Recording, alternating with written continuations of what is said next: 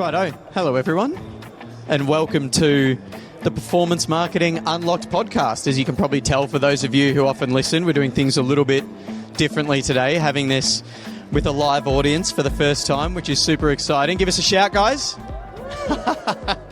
Much appreciated, gang. All right. Now, today I'm asking a big question, which is how can brands successfully scale their affiliate programs to go global?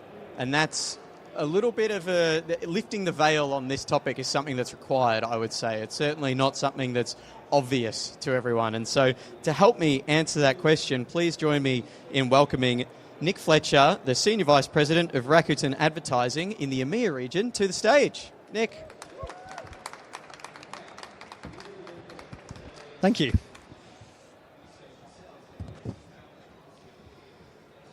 Nick, thanks for being here. How are you doing? Yeah, great, thank you. Pleasure to be here. Now, first off, why don't you just introduce yourself, give us a little bit more in depth, specifically about what you do in the affiliate space and what you do at Rakuten. Brilliant. Well, I'll start off with my role. So won't be surprised to know, looking at my job title, but I head up the EMEA region at Rakuten Advertising. For those of you not familiar with Rakuten Advertising, we are a global affiliate network. We were actually the first affiliate network. Back in, I think, 1996, we launched as a company called Linkshare. Amazon created the whole concept of affiliate marketing through Amazon Associates, but then Linkshare launched as an independent affiliate network after that. And then at some point we were acquired by a Japanese business called Rakuten, rebranded to Rakuten Advertising, and pretty much since then we've been the global leaders when it comes to affiliate marketing.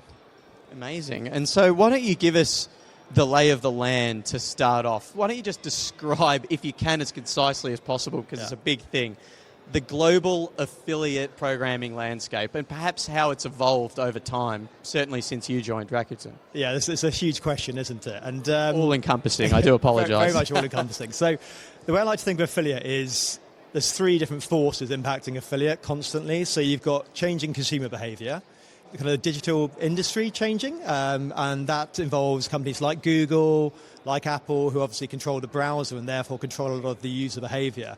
And then you've got developments within the affiliate industry itself. So if I start off with consumer behavior, it is evolving rapidly. I know we've seen since I started an affiliate, which was 15 years ago, the rapid adoption of mobile and m-commerce. But more recently, I think we're starting to see a shift towards social commerce. That's certainly a major shift. We constantly see shifts in consumer behavior and confidence as well. So I think this is what we'll talk about slightly later on. But there's quite a big difference between different regions, how consumers behave and the level of confidence they have.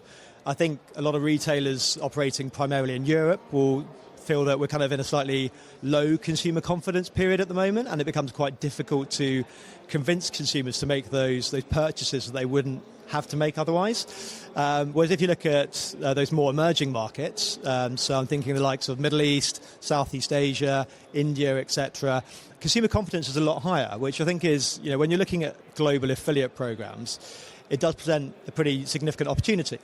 You might have your more mature markets where you know your audience and you can market to them fairly successfully. But if you've got a market with growing confidence, which you haven't really dabbled in before, maybe it pushes you to think now is the right time to start advertising to consumers, potentially through the affiliate channel in those emerging markets. Just before we get back into the global aspect and the emerging markets, on the evolution, you mentioned social commerce there and how that's become a big channel. Can you differentiate for us, perhaps for those in the audience who don't know, the difference between S-commerce and affiliate from, say, influencer in that sense?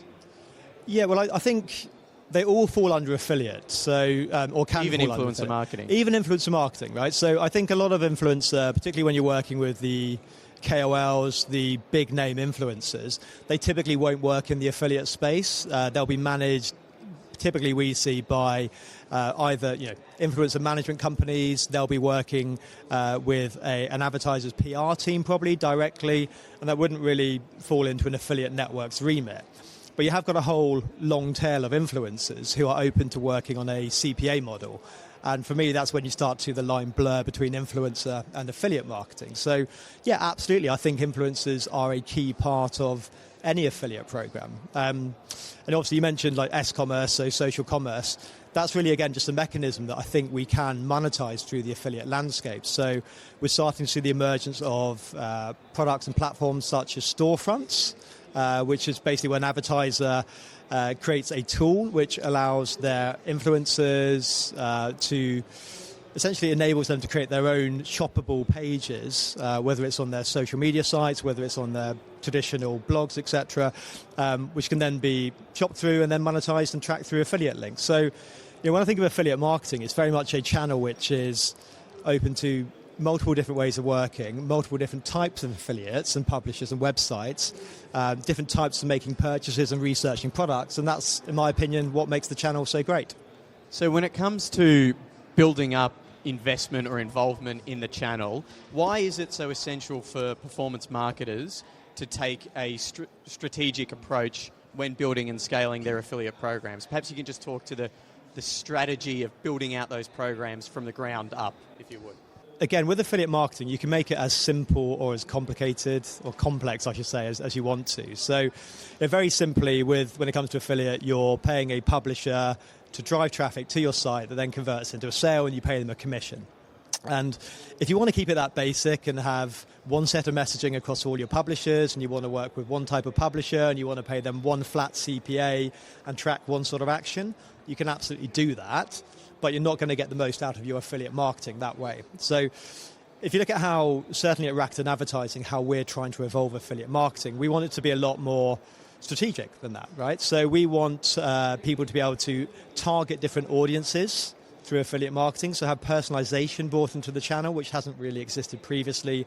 We have a wonderful product we call Audience Engine, which allows our publishers to use their own data, so our publishers' first-party data, which we'd probably call second-party data for an advertiser.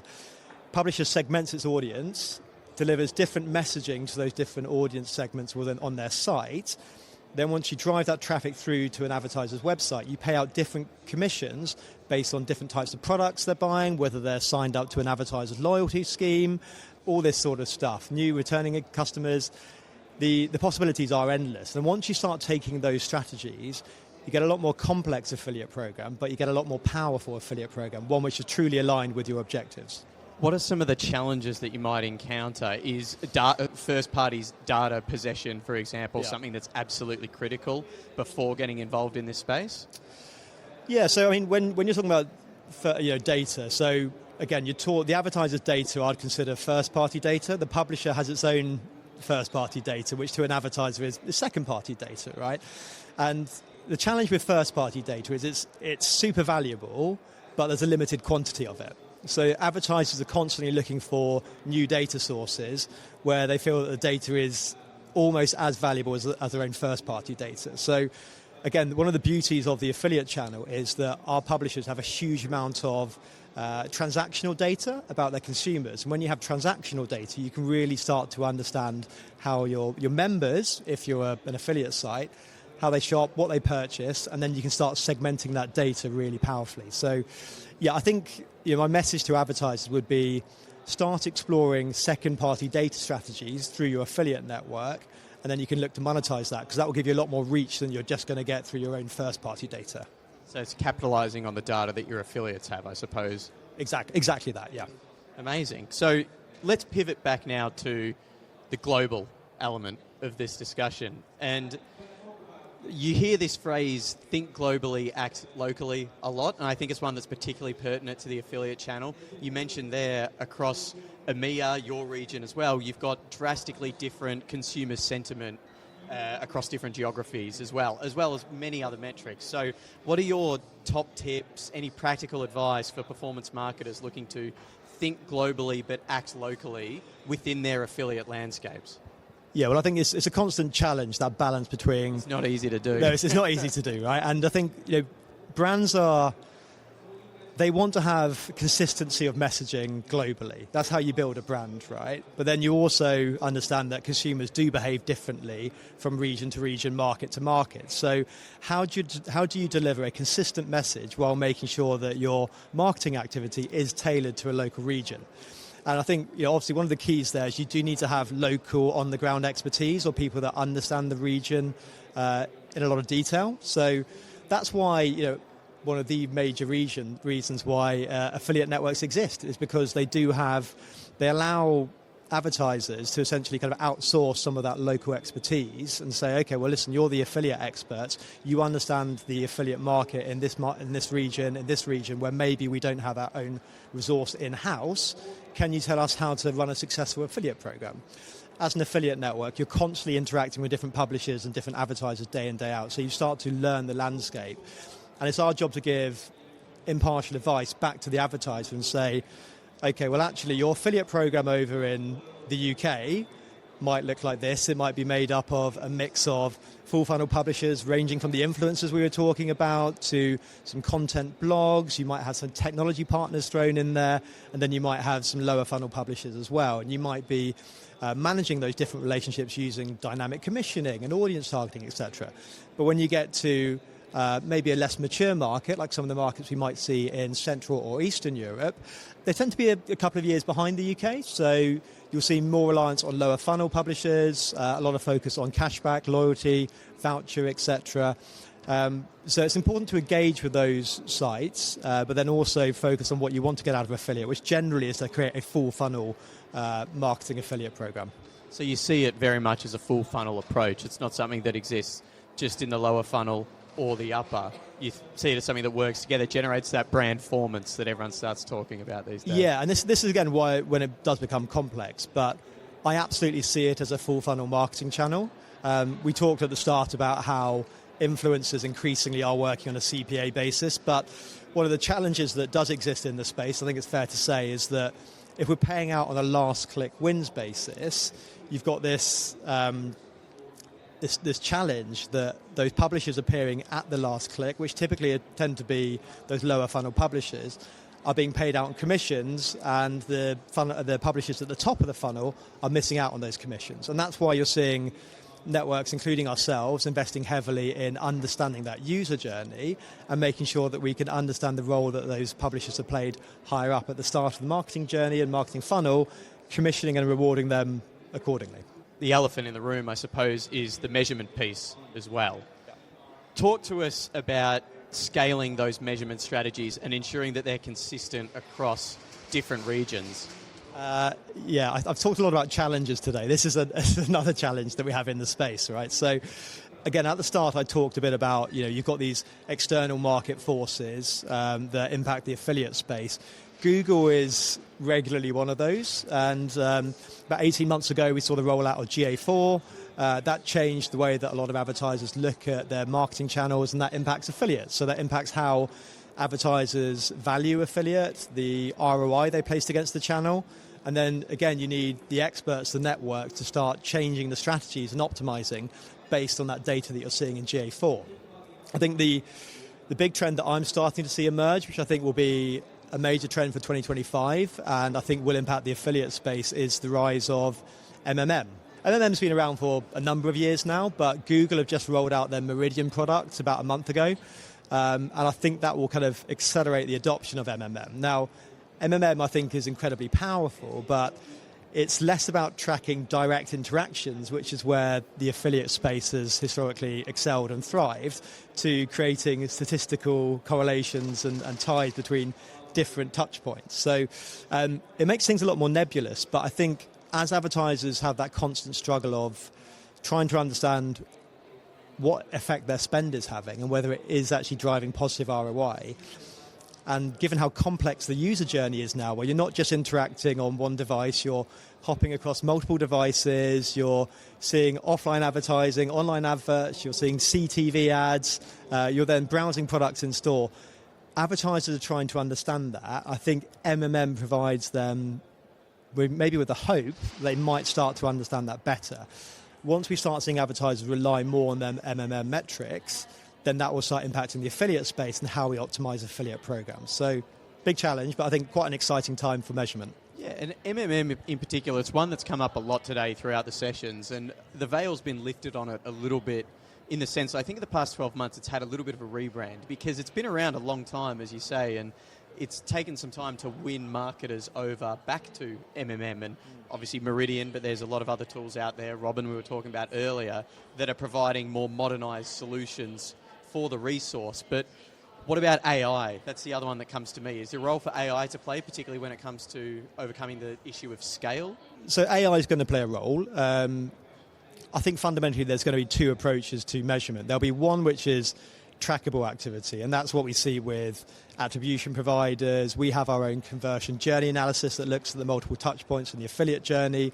We analyse that. We're increasingly using AI to start understanding that data. But then you're going to have, again, the non-trackable side of things, which is where MMM comes to play. And I think with MMM, one of the big challenges is that typically you only get a readout maybe once a quarter because it takes so long to collect and analyse the data. For me, I think there's some pretty clear, quick wins where AI will really speed up that collection and analysis of the data and make working with MMM a lot more reactive than it is at the moment. So that should, I think, fundamentally, again, accelerate the adoption of MMM in the space. And I guess helping the affiliate, when looking at it as a full funnel tactic more broadly, the incrementality that MMM brings, as well as some of the help that you might get from AI, does help move affiliate up the funnel more broadly. Yeah, I agree with that. So it's a blessing and a curse, I think, the CPA model, which is the basis of affiliate marketing, because it does mean that it's incredibly performance driven, and advertisers are obviously, they're very happy investing in a channel which is performance driven because they can justify that investment pretty easily and pretty clearly. But when you start to try and move up the funnel and then suddenly move towards trying to incentivize and commission touch points that occurred away from the last click, that's when you start to get a challenge. So that model sometimes does limit the affiliate space slightly, but I think, again, if you're working with a network that can give you visibility into that full funnel, helps you understand the role and the impact that those upper funnel publishers, influencers, etc. are playing, then you can genuinely have an affiliate program which is a true full funnel affiliate program. I can't let you go without quizzing you on the brand safety and compliance element. We're talking about first party, second party data. Obviously these are big things that come into play, and there's different regulations depending on the region. So how can brands ensure safety and compliance while managing large scale international affiliate programs? Yeah, again, so it's our job as affiliate networks to help advise on that. So I think there's a couple of parts to that. This is all why we need you guys. This is why we exist, right? So there's a couple of parts to that, which is firstly the compliance side of stuff. So there's been some fairly major changes in the regulatory space over the past 6 months or so. So there's two major laws that impact or international European laws that impact the affiliate space. GDPR, I think everyone's familiar with that, and then PECR, which is known as cookie consent. And one of the challenges that has impacted the affiliate space is that to drop cookies under PECR, you need consent, apart from if a cookie is deemed strictly necessary. And strictly necessary applies to things like tracking what's been added to your basket and stuff like that, things which are necessary for the site to actually function. There's been a change in guidance recently from the ICO, who's the UK regulator, and then following suit from the French regulator called the CNIL, which essentially allows traffic coming from cashback loyalty and reward sites to be deemed strictly necessary and therefore doesn't require cookie consent. So it's our job to, when that guidance comes out, make sure that our advertisers and our publishers understand that guidance and then help them implement the changes they need to make sure that their affiliate program adopts that guidance and therefore is as effective as possible. Because ultimately, the more cookies we drop, the more activity we can track and the better performing your affiliate program is going to be. So that's the compliance side of stuff. The other side to that is the brand safety side. And I think it's probably fair to say there has been a pretty significant uplift in something called ad hijacking recently, which is basically when a nefarious publisher will go on AdWords and they'll start bidding on an advertiser's brand, and they will, for all intents and purposes, look like an advertiser direct PPC activity. So they will use the advertiser's brand in the title and the copy and appear like a brand ad. What they do, which is quite sneaky, is they know that there are companies out there trying to find them doing this activity, right? So when you first click on one of these ads, an affiliate ad which is posing as a brand, they'll put you through to a redirect script. And that script will try and work out whether you're a brand monitoring solution trying to catch them out or whether you're a genuine consumer. If you're a genuine consumer, they'll say, okay, great, we'll monetize this, put an affiliate link in place, and therefore make the money. Clever. If they think you're a brand monitoring tool, they won't do that. So it looks like they're not bidding on brand, they're not an affiliate trying to profit off a brand. So we've invested heavily in this space. We work with 3 different providers who are constantly monitoring our network for this sort of activity. And obviously, we have a duty to make sure our network is as clean as possible and driving as incremental traffic as possible. So we're constantly monitoring that, booting out publishers that misbehave and making sure our programs are truly incremental. With all of this in mind, the potential challenges, the potential pitfalls, I want to talk more about the potential benefits. Nick, so tell us, why is a successful global affiliate strategy something worth pursuing for performance marketers and brands? What leverage can it give that other ad spend investment can't? Yeah, well, so it's a really good question. I have talked a lot about challenges today, but I think the beauty of affiliate is, I have touched on this already, right? But it is, in my opinion, a full funnel marketing channel. And I think when you get affiliate right, it can genuinely be the most influential marketing channel out there. I always use this as an example. It's anecdotal, but I bought my engagement ring when I proposed a long time ago now, but through an affiliate. And the guy was an ex-diamond salesperson who set up an affiliate site, and he would go and browse through all these diamonds and find you the best bang for your buck. Now, you don't get that sort of engagement and level of influence from a PPC ad, from a display, from any form of advertising, as far as I'm aware, right? This is the biggest purchase I've made in my life outside of buying my house. And it was influenced entirely by an affiliate. So that's the power of affiliate marketing. But you just need to make sure that you find those right publishers and you engage with them and then value them, pay them fair commissions. The true question there was your partner happy with what was purchased? Well, she said yes. So maybe that's a good sign. But absolutely. Yeah. I think that's as successful as a purchase possibly could have gone. That's amazing. Yeah. We've only got 5 minutes or so left now. We've got a couple of good questions that have come through, and this is one I wanted to get to here. So when trying to expand out to different countries, sometimes it can be really challenging for a brand to get traction with big publishers in those different countries where they have less brand awareness. Yeah. How do you suggest combating that? Yeah, this is the classic chicken and egg of marketing, right? So this probably kind of leads on from your previous question, but what's the attraction of affiliate when expanding a global affiliate program? Well, the channel is low risk because of the performance metric and model, right? So you can go in, invest non-significant amounts of money in the affiliate space and start generating sales at the back of that. That has its own impact on brand awareness, then growing your brand, etc. I think it is fair to say, though, that affiliate programs perform best when they are backed up by the bigger brand awareness campaigns as well. So you should go into any new market with a full funnel marketing approach, and that will include not just a full funnel affiliate program, but also offline media, online media. Traditional above the line advertising always benefits affiliate. Once you can start to show publishers that you are truly invested in the market and you're going to try and build a long-term relationship with them, then publishers will start to give you something back in return. I think, again, that is one of the beauties of affiliate marketing. It's almost old school in some ways, but I think it is a true positive of the channel, that it is still very much based on relationship building. The most successful affiliate programs, the advertisers will speak regularly to their top partners. They'll understand what the partners want from them. The publishers will understand what the advertiser wants from them, and they'll form strategies that work together rather than those more programmatic online channels, paid social display, PPC, where there isn't an interaction with the media owner so much. So, yeah, I'd say invest time in an affiliate program, particularly if you're going into a new market where you need that extra boost and support, and they'll pay you back in the long term. So ultimately there's quite a high ceiling and there's also a low floor as well when it comes to that investment. Yeah, exactly that. So it's very much a no-risk channel, but the more you put into it, the more you get out.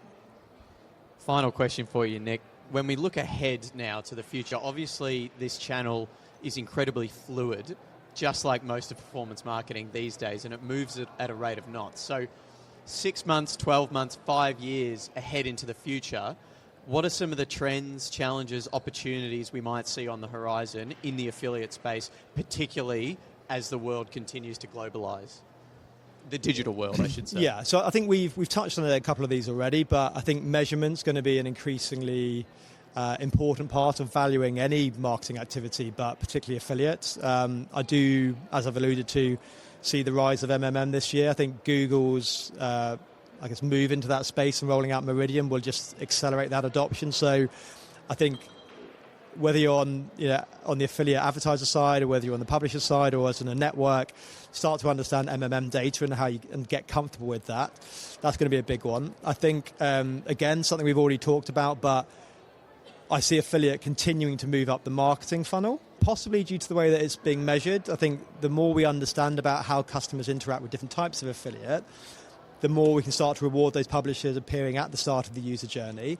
And then once we do that, it becomes a virtuous cycle. And you get more upper funnel publishers moving into the space, working on the affiliate model. And then it just helps it become, again, increasingly a full funnel marketing channel. So those are kind of two major trends.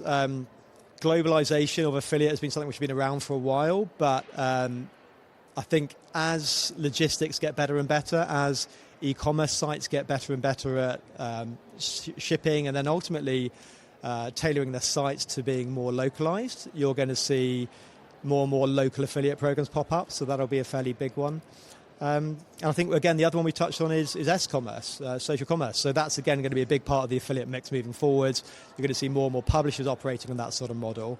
Again, one of the benefits of the affiliate space is that you've constantly got this new tranche of publishers coming in who are innovating. They're spotting consumer trends. They build their own businesses and companies around these consumer trends and trying to capture this new consumer behavior. And one of the best ways to get traction with an advertiser is to go to an affiliate network and say, I've got this new product, I'm prepared to work on a CPA basis. And an advertiser goes, great, that's pretty much zero risk for me. So yeah, why? Let's give it a go. So we see a lot of tech companies coming into the affiliate space first, before they then start to maybe look at trying to monetize elsewhere. So again, you constantly see new technologies, new innovations coming in affiliate first and then rolling out to other parts of the marketing funnel. Amazing. And bang on time there, Nick. Unfortunately, we had a couple of extra questions, but maybe perhaps those people can come to Nick directly right after this and ask that for him. We are out of time, but that concludes this first ever live episode of the Performance Marketing Unlocked podcast. Nick Fletcher, thank you very much for joining us. Thank you for having me.